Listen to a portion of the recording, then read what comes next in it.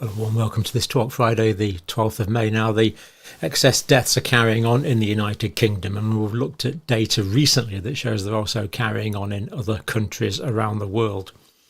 But we've got some new data released today from the UK, just released this morning, a few hours ago, from the Office for Health Improvement, so national official government data, and sadly that is showing that increased deaths are occurring in all age groups in 2022 and into 2023. Sadly, very little in the mainstream media about this, although we will be giving a glimmer of hope that it's starting to cover this tragedy that's undergoing in many countries. And also the new data today gives us some insight into the cause of the excess deaths. And I'm going to be looking at these in some detail later on, but briefly, lot of deaths from cardiovascular disease, a lot of deaths from cerebrovascular disease, strokes and things.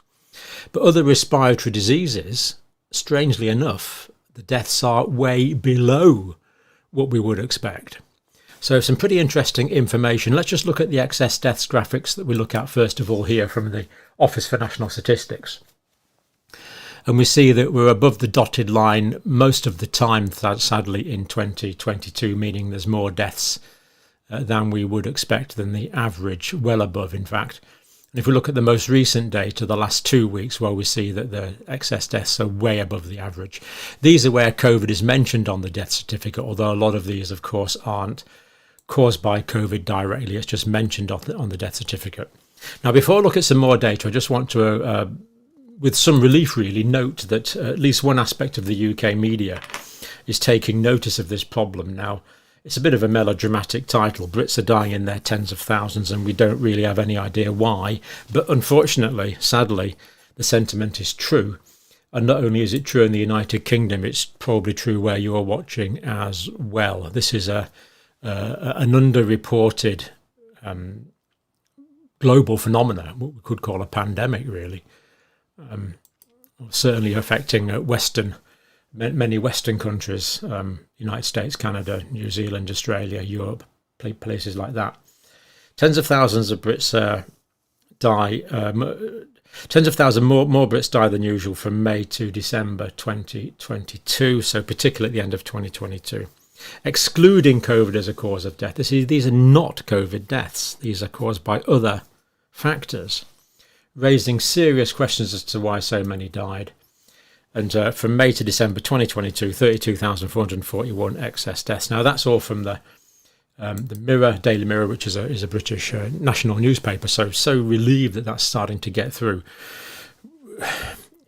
The fact that other news agencies, BBC, for example, seem to be saying essentially nothing about this really is a cause for concern in itself. Now, the first data I want to look at is from the Office for National Statistics. Well, we've just looked at that, actually. So I think we'll go on and look at... we'll look at a bit more on that, first of all. This was the week before, the number of deaths registered in the UK, week ending the 21st of April 2023. That's week 16 of the year. So there was 14,024 deaths, 22.1 above the average. That's 2,540 excess deaths, huge amounts. Now, the latest data that we've got, number of deaths registered in the UK in the week ending the 28th of April. So this is the latest data that we have from the ONS, because the death certificates take time to get through. So it's not unreasonable.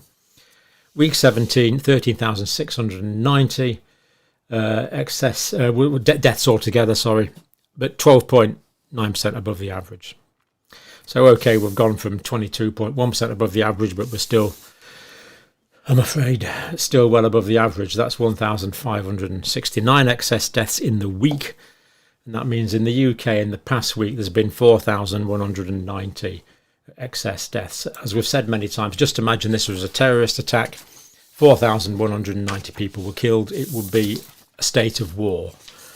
But because people are dying in different settings, as we'll see in a minute, the government just don't seem to be commenting on it at all, with the notable exception of some MPs, but very little on this, tragically. Now, England and Wales specifically, 12,152 deaths, 459 did mention novel coronavirus, 3.8% of all deaths, but 65% of these 301 deaths COVID recorded as the underlying cause of death. Now, this is surprising because, as we'll see, other respiratory diseases are very low, and COVID kills primarily as a respiratory disease, you would have thought. So there's a bit of a, let's say, a tension between different government sources of data here. But where were people dying? Private homes are 23% above the average, hospitals 10.7%, care homes 8.4% above, other settings 14.3% above. So people are dying in many settings, primarily at home. Now, the main data I want to look at today is from here. This is just released, as I say, within the last few hours.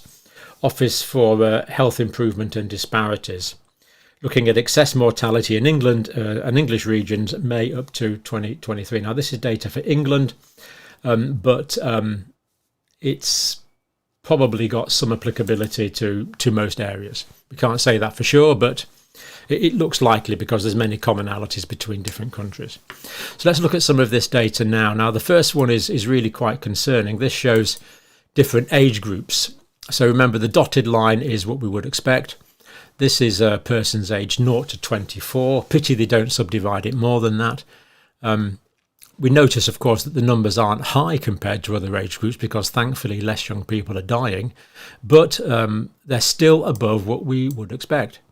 And as we see for 2022, the lines here are way above what we would expect primarily. So we are seeing more deaths. We're seeing excess deaths in the younger age group 0 to 24s. And there we see that really quite clearly from January 2022. So I'm afraid it's quite clear that the excess deaths are affecting all age groups. So the explanations that we need to derive as to why this catastrophe is occurring needs to take this into account. This is affecting the younger age groups as well as the older age groups. 25 to 49, again, we see during the pandemic, of course, they were very slightly increased, but then not really very much in this age group. But then 2022, again, for most of 2022, I'm afraid we do see an increase accelerating through the second half of 2022, excess deaths. And again, that's a bit of a blow up of 2022. Second half of 2022 particularly, we see many more people in this age group, what we might call the young adult age group, dying. Now, this is people aged 50 to 64. The line there is what we would expect as an average. So we see that very occasionally deaths have been below average, but primarily deaths. Now, of course, this was during the pandemic, and this is the 50 to 64-year-old age group, so there was some deaths from COVID. But all throughout 2022, these are all excess deaths here. That was the only time they were less than normal there. These are all excess deaths, and they are, the majority of them are not attributable to COVID. 50 to 64-year-old age range, we see the same pattern in 2022. Sadly, many deaths above the dotted line, which is above the average, not what we want to see at all. And again, a blow up of that, just emphasising the fact that deaths in this age group are higher than the 5-year average. 65 to 74, well, it's still there in 2022. More deaths than we would expect. Of course, the scale here is different, because old people die more than young people, obviously. But again, when we look at the blow up, we do see throughout second half of 2022, particularly, more people dying than we would expect. This is the older age group, 75 to 84. Again, particularly throughout 2022, more deaths than we would expect, above the average. 75 to 84-year-old age group, and people above 85, again, less pronounced, less excess deaths, but it's still there, particularly through 2022. Unfortunately, we see there. Now, this is what we're looking at now is, so we've seen that there's increased deaths in all age ranges. Let's look at some of the causes of death now, as far as we have information on this. Now, the first one shows that cardiovascular disease is increased. More people are dying of cardiovascular disease than we would expect, and we see that here. So again, we see occasionally fewer people have died of cardiovascular disease than we would expect, but mostly they're increased. So that's all cardiovascular disease. So there's an excess deaths through cardiovascular disease. The question is not so much the cardiovascular disease, it's what is causing the increase in the cardiovascular disease. That is the critical question that just doesn't seem to be getting asked. Why is cardiovascular disease increased? This data tells us it is, doesn't tell us why. This is ischemic heart disease. Now, ischemic heart disease is specific. It's where there's not enough blood getting through the coronary arteries to perfuse the myocardium with the nutrients and oxygen that it needs. So deaths from ischemic heart disease, if there's a cut-off in that blood supply altogether, that's a myocardial infarction, a heart attack.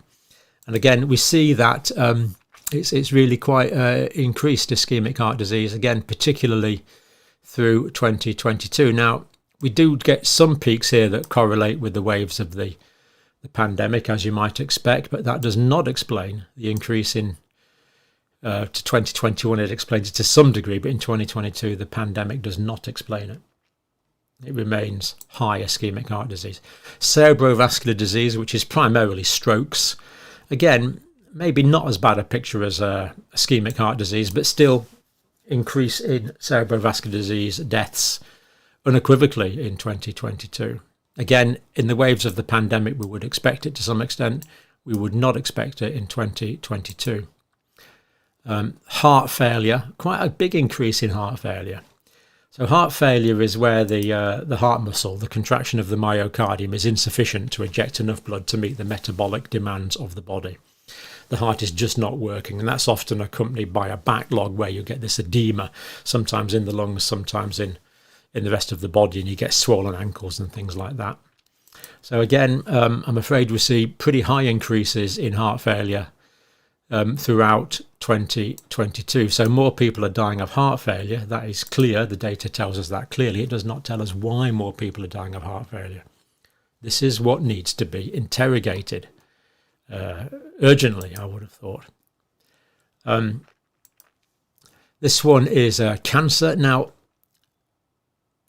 we do see areas here where cancers are less than normal.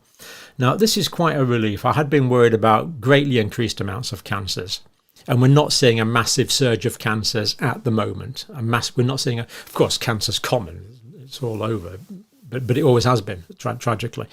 But the point is we're not seeing dramatically more cancers than we would normally expect to see. So that is good news. The line there is what we would expect to see. So at the moment, less cancer deaths in that time period than we would normally expect to see, which is good. Although there has been increased episodes, of course. Now, this one's really surprising. This is other respiratory diseases. And we see that way less people than we would expect to die from other respiratory diseases. Way less than we would expect. So you would have thought, if it's an after effect of the pandemic, which was primarily affecting the lungs, you would expect more people dying of respiratory disease. In actual fact, we're seeing less, indicating there's other factors at play here, I would have thought. Less people dying of other respiratory diseases in England. I think that's probably all I've got there. This is just to emphasise it. Weekly registered deaths, other respiratory diseases. Just another way of looking at it. We see that the dotted line is what we would expect, and the figures are way below average. So that is really difficult to explain in terms of the pandemic. Liver disease, that's increased as well. So more people dying of liver disease, way more than we would expect actually. So less people dying of lung disease, more people dying of heart disease, cerebrovascular disease, liver disease, more people dying. Cancer's about the same. So tragically, we see that the excess deaths is affecting all age ranges in the UK. More younger people are dying than we would expect for the 5-year period. It's a remarkably sad situation. More people dying of ischemic heart disease generally, more people dying of heart failure, more people dying of liver disease, cancer about the same. Thankfully, not more people dying of cancer, but way less people dying of other respiratory diseases. You'd think there's something for epidemiologists to really get the teeth into there, wouldn't you? And yet, sadly, we hear very little. I'm going to leave it there because I've expressed emotion on this before. There's no advantage to me doing that again. Urgent investigations required into what is causing these excess deaths. They're individuals. Thank you for watching. We'll leave it there.